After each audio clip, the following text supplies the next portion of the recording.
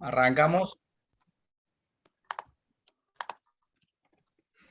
La idea es, bueno, hablar un poco de lo que es la fractura de tibia, que es un tema un poco cuando uno busca la bibliografía vieja, es bastante escueto lo que hay, no había muchos secretos en las fracturas de pierna, pero bueno, hoy han surgido cosas nuevas, sobre todo lo relacionado a las técnicas quirúrgicas, a las indicaciones, a los tipos de implantes en los que se pueden utilizar, así que bueno, vamos a tratar de ahondar un poco en lo nuevo.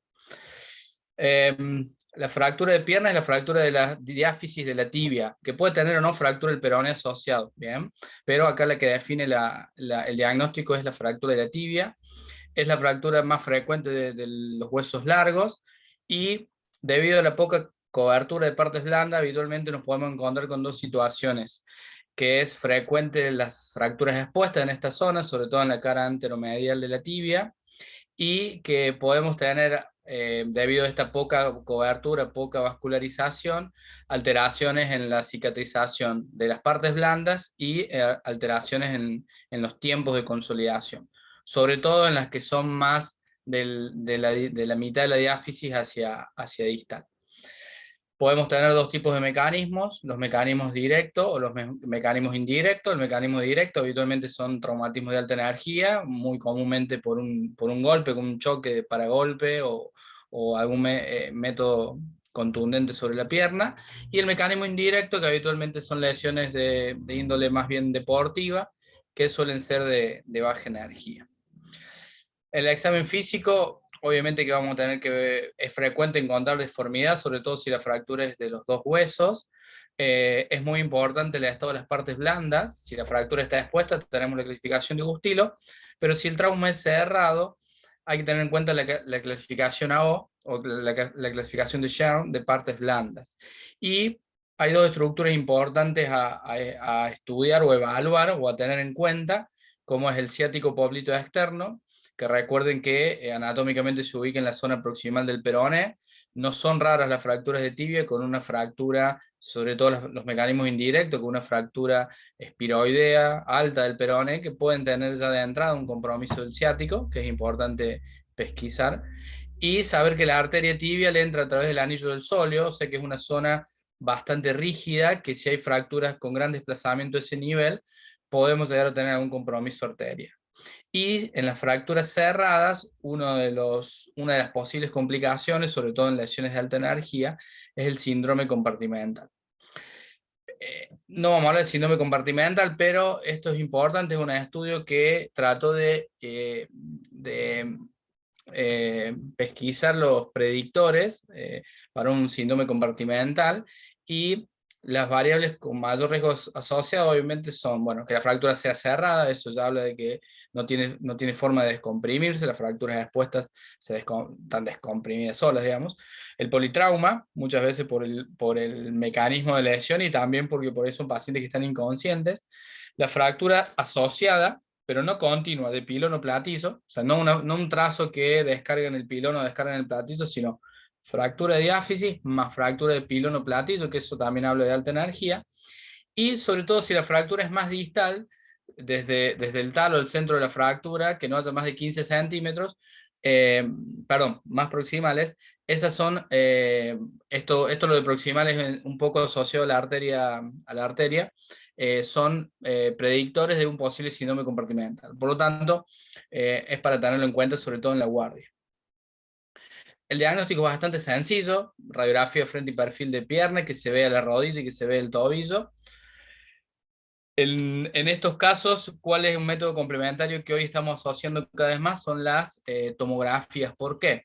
Porque sobre todo a distal la tibia tiende a hacer una descarga en los malleolos, en el malleolo posterior sobre todo, y habitualmente son fracturas que no están desplazadas, por lo tanto hay un alto porcentaje de no diagnóstico en fracturas del malleolo posterior, y sobre todo que no son infrecuentes, hay hasta un 40% de incidencia.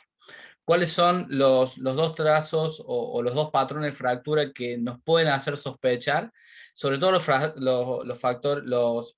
los trazos espiroideos, ya sea medio diafisario o distales, y los patrones fibulares, o sea, del peroné, también espiroideo proximal, porque si es proximal uno puede pensar que se genera se genera un mecanismo similar a una fractura de Maisonneuve, entonces puede haber alguna lesión a nivel del tobillo, ya sea del ligamento deltoideo o de la sindesmosis o del malleolo posterior.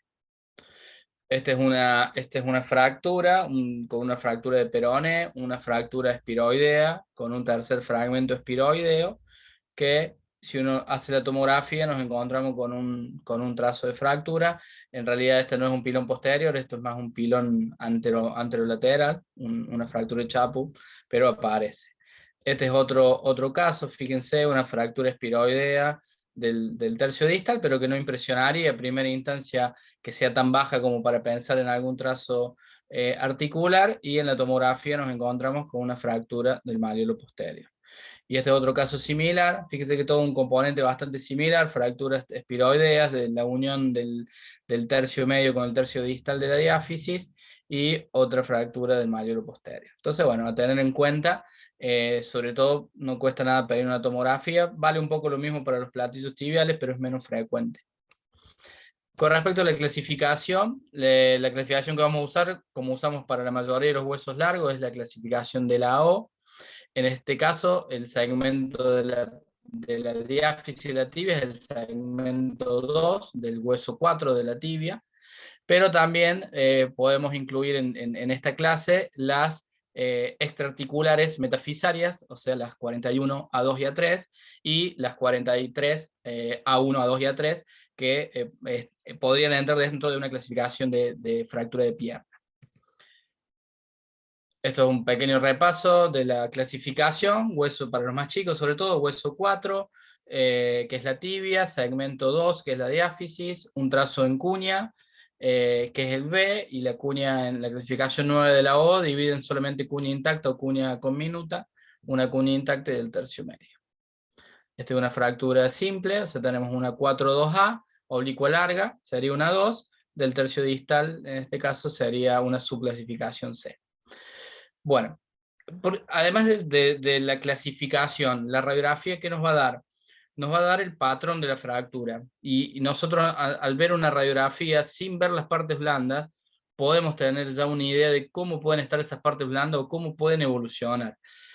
Y la otra cosa que nos va a dar el patrón de fractura también es el tiempo de consolidación o la capacidad o no de curación de esa fractura. Y además vamos a tener en líneas generales un criterio de cómo abordarla, cómo la vamos a reducir y qué implante vamos a utilizar. No es lo mismo, dijimos, fracturas de trazo espiroideo, en donde la mayoría son lesiones de baja energía, mucha superficie de contacto, habitualmente con partes blandas bien, sin mayores inconvenientes, en donde uno estima que acá no vamos a tener mayores inconvenientes. Trazos en cuña, donde ya suponemos un mecanismo directo, un mecanismo de golpe sobre la tibia que generó la fractura. Acá la energía es un poco más grande, puede haber lesión perióstica, puede haber alguna exposición, y en estos casos uno puede tener algún problema mayor con la consolidación. Y los trazos transversos o con minutos, acá vamos en orden creciente de energía, entonces bueno, acá ya tenemos un patrón en donde tanto las partes blandas como la consolidación del hueso pueden llegar a darnos algún dolor de cabeza. Con respecto al tratamiento, nosotros en el tratamiento de la fractura de tibia básicamente es lograr una reducción funcional, o sea, devolverle el largo, el eje y la rotación correcta a la pierna. ¿Bien? Esto lo podemos lograr mediante un tratamiento conservador o mediante tratamiento quirúrgico. El tratamiento conservador básicamente es yeso, que habitualmente se hace un yeso cruropedio por las primeras 4 o 6 semanas, y luego hasta que se completa la curación con un yeso funcional, un yeso de Sarmiento o con apoyo patelar. Lo importante, el caso que uno vaya a optar por un tratamiento conservador, es restablecer, dijimos, tanto el largo, el eje y la rotación a través de maniobras externas que uno puede llegar a lograr. Esto en un adulto es raro que se haga, si hay algún grado de desplazamiento, lo más probable es que sea quirúrgico, pero bueno, en niños o en pacientes que tienen contraindicación para la cirugía, hay que más o menos saber cómo manejarlos.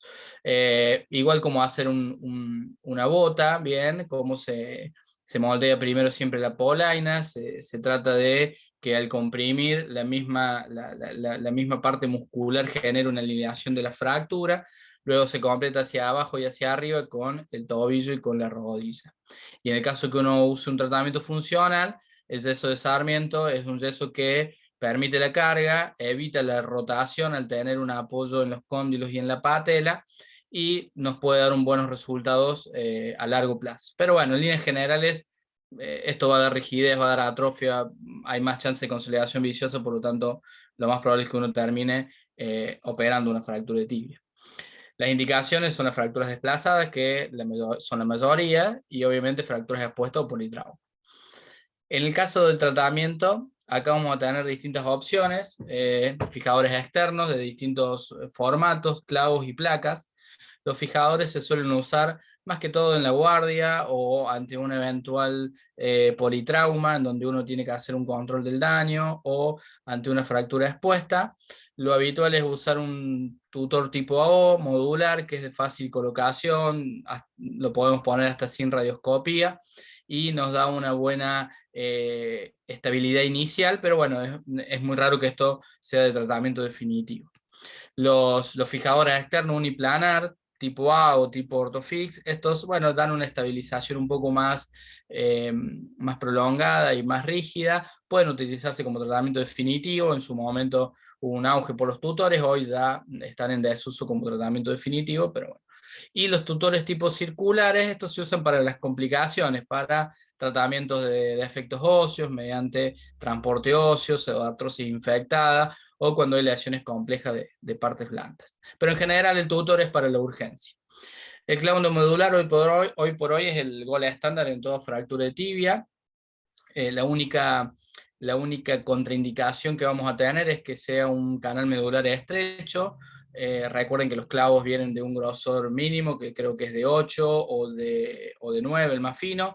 Por lo tanto, tenemos que tener en cuenta en pacientes o muy delgados o muy pequeños la posibilidad de que no podamos colocar un clavo. Las ventajas del clavo son ya conocidas, la estabilidad mecánica es óptima porque es un dispositivo endomedular, por lo tanto no tiene una carga de compresión o de tensión, se puede colocar con un mínimo daño de partes blandas, permite apoyo de peso, permite rehabilitación precoz.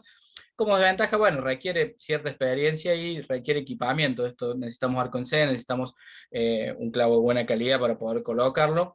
Y en fracturas que tiendan a extenderse a la metáfisis puede haber alguna contraindicación o cierta complejidad en la colocación. Pero bueno, eso ya lo vamos a ver un poco.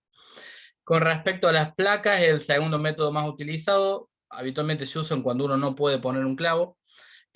A veces si tenemos fracturas con extensión metafisaria o articular es una alternativa. Las ventajas de la placa que nos van a dar habitualmente una mejor reducción. Podemos jugar según el tipo de placa y según el tipo de bloqueo o cómo utilicemos nosotros la placa, podemos jugar con estabilidad absoluta y estabilidad relativa según lo que querramos lograr.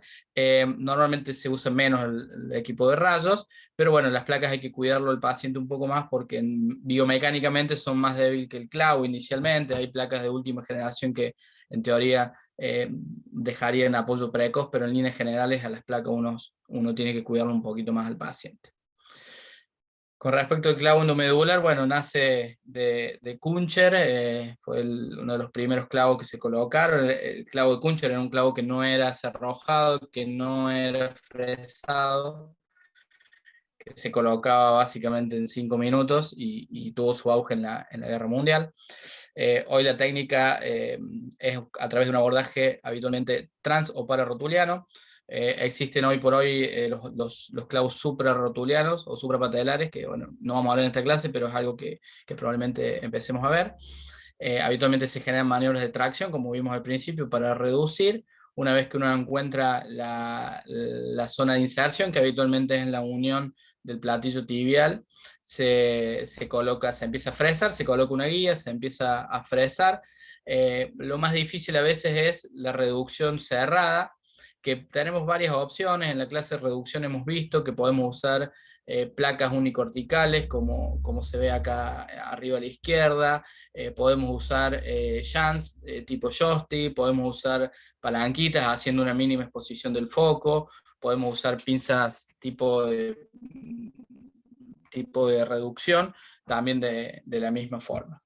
Pero es importante reducir. A veces uno pasa la guía y empieza a fresar, y si uno no logra una buena reducción, a veces después puede tener algún problema con la reducción final. Estas son distintas alternativas, como dijimos, un clamp, una plaquita unicortical temporaria, después esa placa se saca. Una vez que se fresó, se mide el clavo, hay dos formas de medirlo, con la guía que viene, que es una guía translúcida, o con las guías olivada y no olivada, sacando la diferencia. Y se coloca. Una vez colocado el clavo, lo que se hace es acerrojarlo.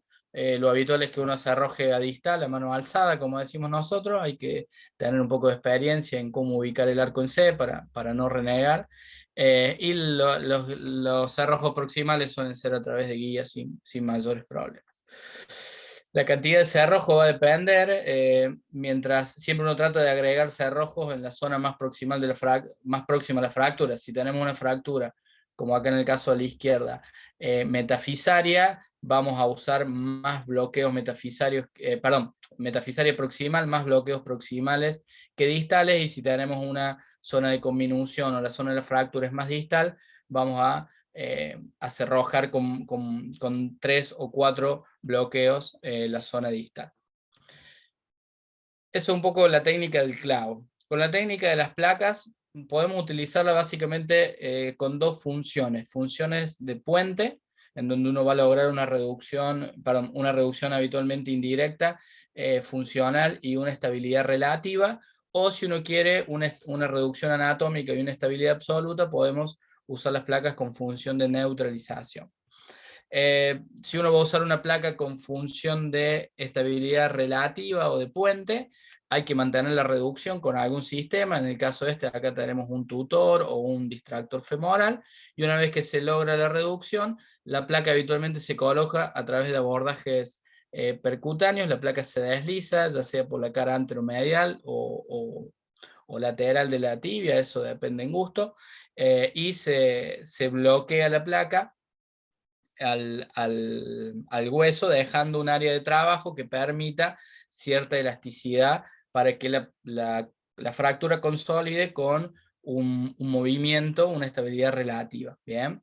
En los casos que uno tenga que apoyar la placa en el malleolo, recordar que hay una torsión de aproximadamente unos 20 grados entre la cara anterolateral de la tibia y la cara del malleolo. Entonces en los casos que no tengamos una placa anatómica, tenemos que tenerlo en cuenta y lo podemos premoldear afuera. Y en los casos que uno usa una placa puente, habitualmente los tornillos que se ponen son los más distales a la fractura. Fíjense, acá se pone el tornillo más proximal, después el tornillo más distal, y una vez que uno tiene reducido, puede sacar el distractor y completar la colocación del resto de los tornillos. ¿Bien? Habitualmente con 6 corticales, con un buen espacio de trabajo entre la zona de la fractura y la placa. En estos casos, cuando uno utiliza una placa puente, habitualmente tratamos de usar la placa más larga que se pueda, para tener un área de trabajo grande y no generar un constructo demasiado rígido que se pueda romper.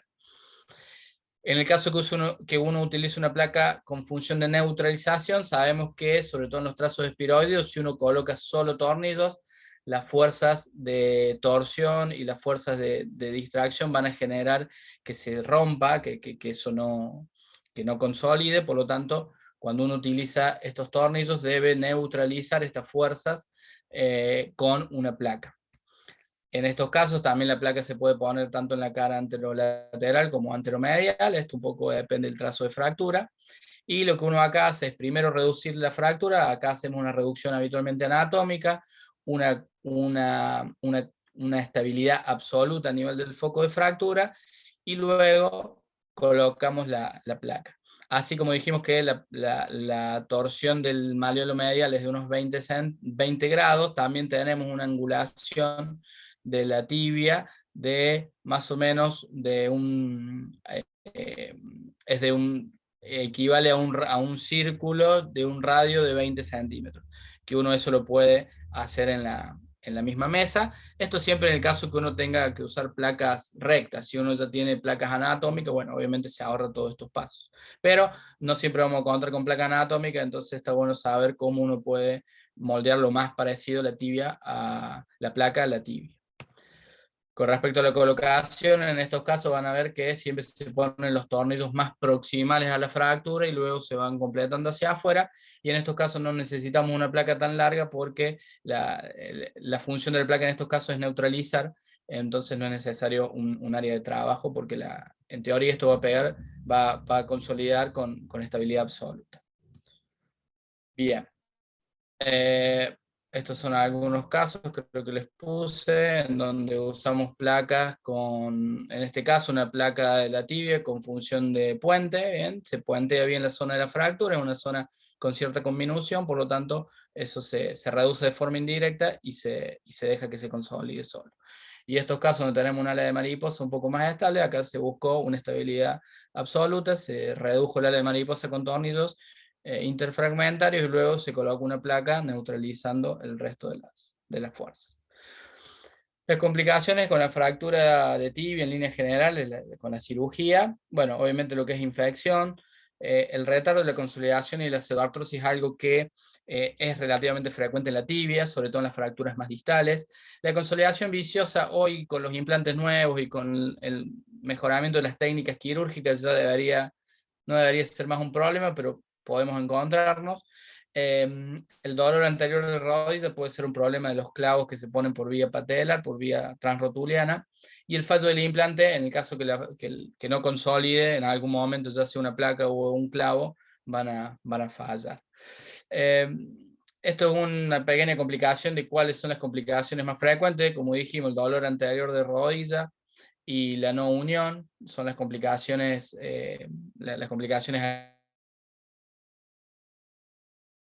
pacientes que se colocan un clavo van a necesitar o una dinamización del clavo o un cambio o remover, digamos, el implante por alguna otra razón o por dolor. Entonces, bueno, esto es importante para charlarlo con el paciente cuando se está antes de que se opere. Con respecto al retardo de conciliación y la pseudoartrosis, bueno, esto lo paso rápido porque esto es un pequeño repaso de pseudoartrosis. Para los más chicos, la no consolidación de un foco de fractura o de osteotomía. Habitualmente da dolor, da incapacidad tanto laboral como deportiva y requiere tratamiento quirúrgico. Hay distintos scores, hay un score que es para evaluar, digamos, el seguimiento, que básicamente lo que hace es dividir a la tibia en 4 corticales, anterior, posterior, medial y lateral, y en una radiografía que uno toma, a cada cortical ponerle una score según estos 3 parámetros. Si se ve la línea sin callo, es un 1, si se ve la línea pero con un poco de callo, es un 2, y si no se ve la línea y se ve callo, es un 3. Esto uno lo suma y tiene un número, digamos, supongamos al segundo mes, y cuando uno le hace la placa al tercer mes, tiene algo más objetivo para poder comparar. Y este score tiene cierta relación con la no unión. Si ustedes se fijan ahí, los pacientes con un RUS de 4, en donde al tercer mes todavía no tenían formación de callo, más de la mitad terminaron a los 12 meses en una pseudoartrosis. Entonces, bueno, tiene cierto parámetro pronóstico. Y esto es otros factores que nos ayudan a saber cuánta posibilidad hay de que esa fractura vaya a una pseudoartrosis. Son distintos puntos según la energía, según las corticales, si es varón, si es mujer, si fue a una fractura abierta, cerrada, si tiene factores crónicos. Bueno, esto es una tablita que es difícil saber de memoria, pero tiene bastante correlación, digamos, mayor puntaje, o sea, mayor número que uno suma, mayor posibilidad de que este paciente vaya a una pseudoartrosis, y eso también es importante para, obviamente, charlarlo con el paciente. Como resultado, bueno, a pesar de todo esto, hay ciertas limitaciones funcionales, ya sea deportivas o laborales, en las fracturas de tibia. No es que son fracturas de excelente evolución, pero bueno, cada vez mejor debido al avance en la técnica quirúrgica. como para llevarse a casa, digamos, de la tibia, saber que la fractura más frecuente de huesos largos, en los trazos espiroideos, tener en cuenta la posibilidad de una fractura de tobillo. El gol estándar sigue siendo el enclavado endomedular, que sea fresado y que sea acerrojado, bien. Los clavos no fresados pueden tener alguna cabida en lo que es las fracturas expuestas, porque tienen menos índice de contaminación. Las placas con técnicas mínimamente invasivas tienen lugar, sobre todo cuando las fracturas son metafisarias o tienen extensiones articulares. La fijación del peroné es algo que no lo discutimos, pero en realidad hoy no es tan necesario. En su momento, si ustedes ven algunos de los casos que mostré, muchos tenían fijo el peroné, incluso a alturas diafisarias en donde normalmente no lo fijaríamos, pero bueno, puede ayudar a la reducción de la tibia. El abordaje suprarrotuliano hoy por hoy se está empezando a usar mucho, sobre todo en fracturas metafisarias proximales, en donde la posición en la que uno coloca el clavo disminuye ayuda, perdón, con la reducción de la fractura, y en la pseudoartrosis tener en cuenta todos los factores de riesgo un poco que charlamos, que discutimos. Bueno, ahorita justo. ¿Alguna pregunta de la clase esta?